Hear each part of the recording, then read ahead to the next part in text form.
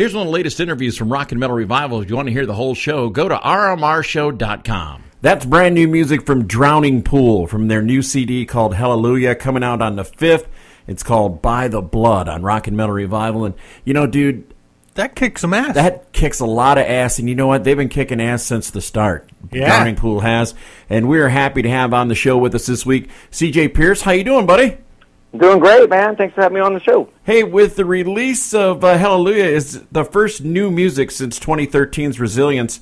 Now, what I want to know is, do you guys stick to the same classic Drowning Pool sound every time, or do you try to, mix stuff up and be a little different with each release?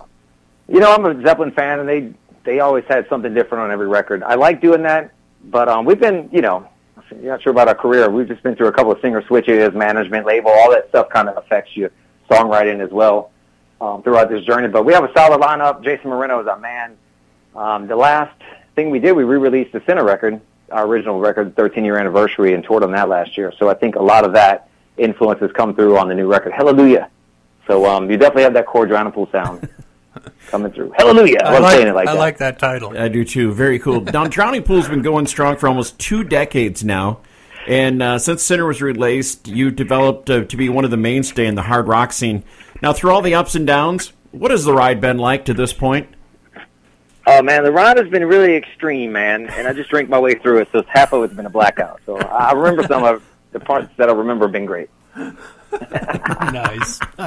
What I can remember. Nice. What I can remember of it's been good. Yeah, man, it's been pretty extreme. But I just appreciate the fact that we're still in it. I love music. I absolutely love it. I'm glad that I'm part of it. All things music. So you going? Are you guys planning on going out on tour? Got anything booked yet, or? Yeah, the tour starts February 10th, and we go here in the States all the way to the end of March, and then we go overseas in April and May, and we come back and hit a bunch of radio shows. So it's going to be a lot of touring this year. All the dates should be up. Sweet. You'll be able to find those pretty easy online. Okay. Now, one of the things I've always respected about Drowning Pool is your live show. Do you guys think about the live show when you're picking out songs for a new album? Definitely, man. Every time, every tour we do, not just every tour, almost nightly we change the set list. It's just something that we do, Grateful Dead style almost. Nice. And with Jason Moreno, who knows every song off every record that we've made, even the back catalog, sometimes fans come up and ask for songs and we just throw it in there. But we definitely have like a general kind of game plan. And with each tour, we try to bring more and more stuff out. Like this time around, we got a big, huge light show, and we're blowing stuff up. We're not lighting anything on fire, but we're going to blow some stuff up. Nice. And so it's going to be a great show, man. I always look forward to the live show. Well, that kind of answered my question. I was going to ask you, with the new album out, what can the Drowning Pool faithful, because I know your fans are diehards, what can they look to differently on this tour, if anything? They're going to get a mix of everything for sure. They're going to get a lot of new songs. They're going to get a big chunk of the Sinner record like we always do. But yeah, probably the stage show. I mean, we purchased so much stuff this year. I just want to bring everything out, all the bells and whistles. So I just want this show to be bigger and louder, and that's exactly what we're going to bring. It's not going to be like a Spinal Tap type moment, is it? Where you bring out... we tried that, and we got stuck in the cocoons. They wouldn't open up, so we decided to leave those off the set list. Nice. I hate when that happens. I really do. That's a bummer. Oh, great story with that, man. We toured with Disturbed, and there was one tour where they would roll David Draymond out in this box that would fill up with smoke, and they would come out and sing. So, we always have tour shenanigans. At the end of the tour, we went up there and grabbed that box, and we held it closed so we couldn't get out. We had to sing the whole first song inside the box. Nice. I was going to ask you, I mean, you guys have been out on tour with some unreal bands and some unreal tours. Any great memories you want to share with us? Man, we've been fortunate to play with a lot of people. Man, we did a couple shows with Kiss. It was just us and Kiss. Nice. Which was really killer. They actually called up and wanted us to open up for them. But the thing when you open for Kiss is not only you're opening for Kiss, but you're playing in front of like 10,000 Ace Frehley and Gene Simmons, Paul Salians, because everybody's got Kiss makeup on. Little kids too. Kids too, man. So you're playing in front of 10,000 Kisses, if you will. So that was fun. Those are always fun shows. Man, they're all fun, man. Godsmack was a great run. Motley Crue was a great run. We definitely been fortunate to tour with some A-list bands. Now, CJ, I'm a PA announcer for a junior hockey team, and the team returns to the ice with the song Bodies at every home game. Does it surprise you about the longevity of that song? You know, when we wrote this song, it was like anything else. We were just rocking out in the rehearsal room, having a good time with it. I'm so glad that the song has come so far, and I didn't realize you can interpret that line so many different ways. But it works, man. It makes perfect sense for sports and wrestling. Let the bodies hit the floor. It just makes sense. Now, have you heard the Parrot doing it?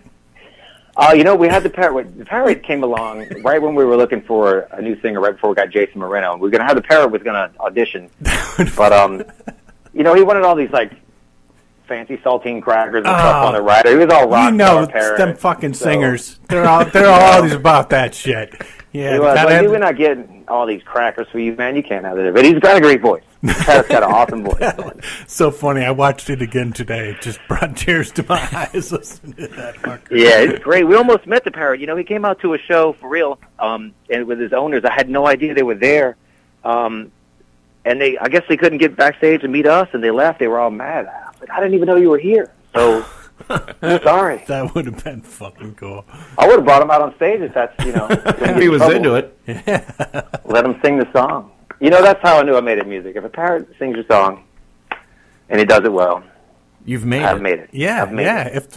If a There's parrot nothing can left. remember the lyrics and fucking nail them, you know, you got something catchy there. It works. Yeah. Parrot approved. So, are there any tracks on the new album you think could have benefited from adding some cowbell? I love cowbell. You know, we were going to put cowbell on there, and instead Mike used just regular bell. The stomping ground was going to have cowbell in it. No lie. You know, in Wisconsin, to get to number one, you've got to have a cowbell. They add it to tracks all the time on the radio up here. Feel free to cowbell away, man, when that song comes on. Well, CJ, I can't wait to see you guys out on tour. And for everybody that wants more information about what's going on with Drowning Pool, I know the CD comes out February 5th. Hallelujah. It's going to be in stores, iTunes.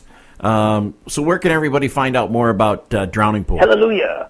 Go to the, we're very active on the Facebook page. Ask questions and I answer it, man. I'll sit up there every night. Everybody in the band's very active on it. I love doing that. It's a great way to stay in touch with the fans. So we're very proactive on that. Cool. All right. Well, we're gonna play the. I'm pretty sure this is the new single. This is called "Hell to Pay." Any story behind this? Yeah, "Hell to Pay." "Hell to Pay" for me was one of those songs you always hear and read about artists like, they came up with this song idea like in 5 minutes. It's one of those things where I stopped everything I was doing, I grabbed the guitar and started working on this song. That's the one for me. And I think it's a great song, man. It definitely has that old school Tearaway center record vibe to it. And yeah, it's a fun solo too. I'm very proud of that solo. All right, well, we're going to turn it up real loud. CJ, thank you so much for spending time on Rock and Metal Revival. Rock and Metal Revival, thank you. To catch the whole show of Rock and Metal Revival, all you have to do is check it out on these affiliates. Mega Rock Radio's on Saturdays from 11 a.m. Eastern Time, and on Uncontrolled Noise Tuesdays at 1 a.m., Thursdays at 8 p.m. Eastern Time, and on Saturday nights at 7 p.m. Eastern on UncontrolledNoise.com. And make sure that you leave them a message and tell them that you found Rock and Metal Revival on their stations. Enjoy this edition of Rock and Metal Revival.